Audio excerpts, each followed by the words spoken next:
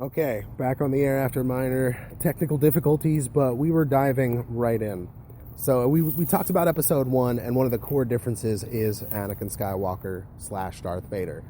I have no interest in Darth Vader's life as a child, a nod to Patton Oswalt for putting it perfectly, and that will lead me to maybe nudge you in his direction as far as YouTube is concerned, and you can start to get an understanding of what I'm talking about. But Episode 1 should not have been what it was.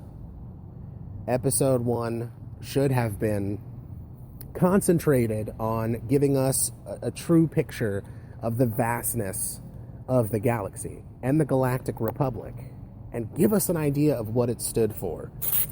Now, then it is very easy to immerse the audience in the conflict when it rises and comes to a crescendo and breaks into crazy war all across the galaxy between the Separatists and them being driven not only by the influence, this resurgence of the dark side, but by the greed of so many different species and their thoughts of, dominance or superiority in one way or another when it came to,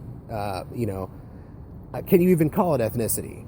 But all of the crazy differences in people and their construct and creatures and sentient life across the galaxy. We see it in our own civilizations today. I think that makes for a familiar aspect in a galaxy at war. Now, as the Jedi Council, which it is established, the Jedi and their interest in sort of the fabric of life and existence, sides with the Republic because the Republic is, in this galaxy, a well-meaning organization.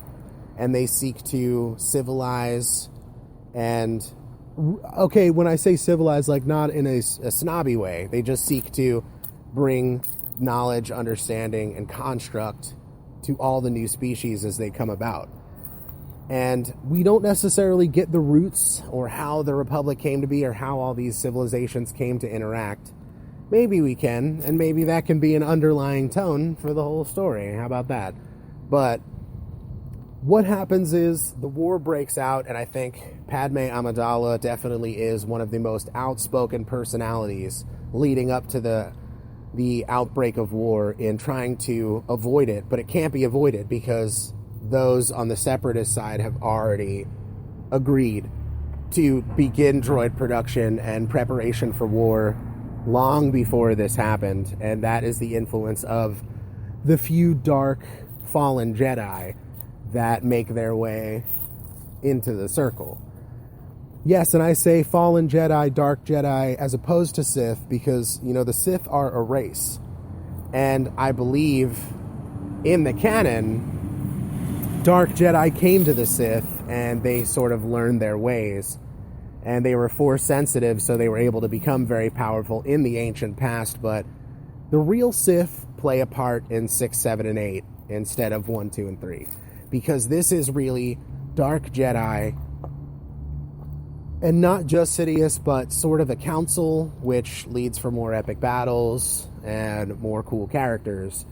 But a council of fallen mofos corrupt the separatist nations, planets, governments, and cause them to...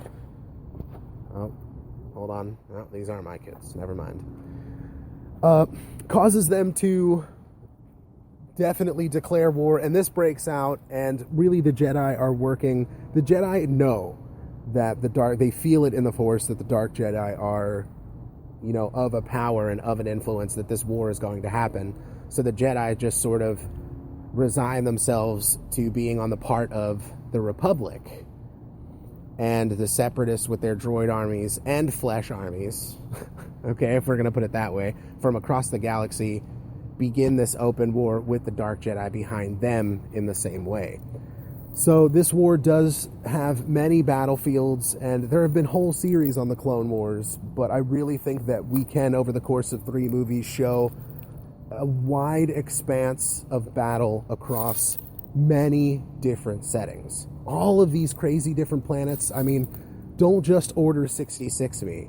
Show me these battles happening across the galaxy, but that's where Anakin Skywalker comes in.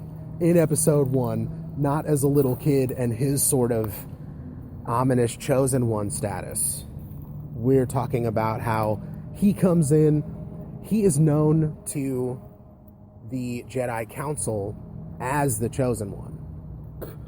But the rumors, because the chosen one and that prophecy does exist. Now, that is a little bit of a twist and becomes Luke in the next generation.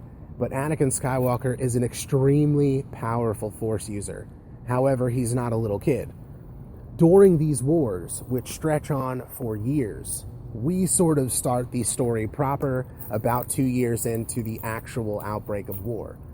And the Jedi Council is not only embroiled in finding and dueling, defeating, capturing this ring of dark Jedi, fallen Jedi, that are on the Separatist side, but they're also heeding these rumors of a young man, a mysterious man. Nobody knows really anything about him other than that he's a mercenary that fights mostly for the Separatists because they pay better, and the Republic doesn't really deal in mercenaries. They've got their own thing going on.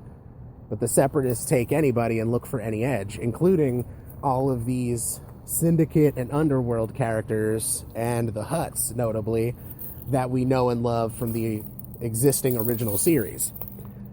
When the Jedi Council hears of Anakin enough, they start sending the more covert conclaves of Jedi, like the stealth classes, all across the galaxy to different battlefields, following rumors of where this kid's at and what he's up to.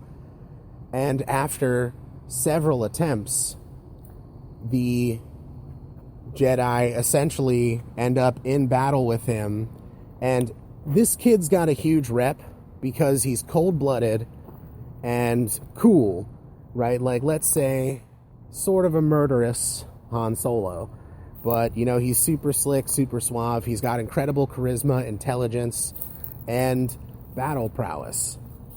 And when these coverts of essentially yellow lightsaber Jedi that are stealth peeps surround him on planet X, and he's sort of celebrating in a Hutt nightclub, and they come up on him, and he gets into this crazy battle. Like, he shoots like 2 of these Jedi before they can even draw their sabers to deflect, and essentially has raw force power that is far in excess of what your trained, like, regular sauce Sentinels can do. So, I mean, he essentially could, like, crush half of this nightclub, or, like, start to blow out the supports in this building, do whatever he can, and essentially, like, hail, remote call his starship, whatever it would be, like his little custom fighter. And because, look, Anakin Skywalker is one of the best pilots in the Republic, and that's part of his legacy. But this kid's a badass. Like, he's got such natural skill with not only the Force, but droids, starship fighting, and has a natural affinity for lightsabers when he actually starts training. But his personality is neutral when it comes to whether or not he would join. Now, he is driven over the edge, not in the same emotional, I don't know, like, the way it was done in the prequels. That's not how his mom dies. Now, Anakin Skywalker essentially was raised a slave with Shmi Skywalker on Tatooine. Now, when Anakin is 12 years old, well, let's say 10 years old, when Anakin's 10, he busts out and sort of frees himself. And I don't know, man, there's such crazy activity around here this time of night. Everybody's all shady, looking at me for doing a podcast. No, it's going to be fine. Maybe they'll like what they hear. Okay, so he busts himself out of the slave life and escapes and essentially climbs on a freighter with a bunch of smugglers and pirates. And he comes up with them learning the hard life and essentially not being able, like right off the bat, they sort of make him a cabin boy, and he hates that.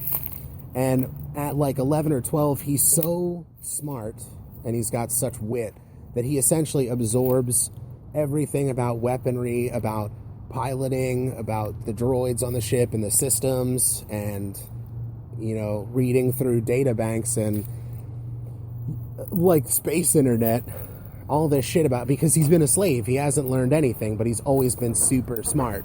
Now what's crazy is he's cold because his memories of his mom are like of a slave, and she's super subservient, and he has always felt, since he has been conscious as a person, that shit's not the natural way. And because of sort of his destiny and his power level,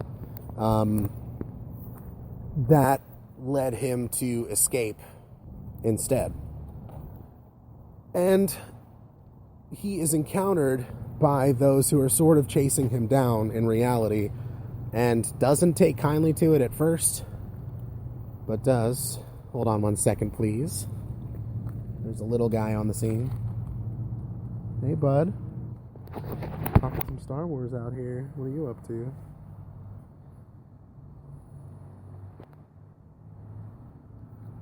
He doesn't want to talk Star Wars with me.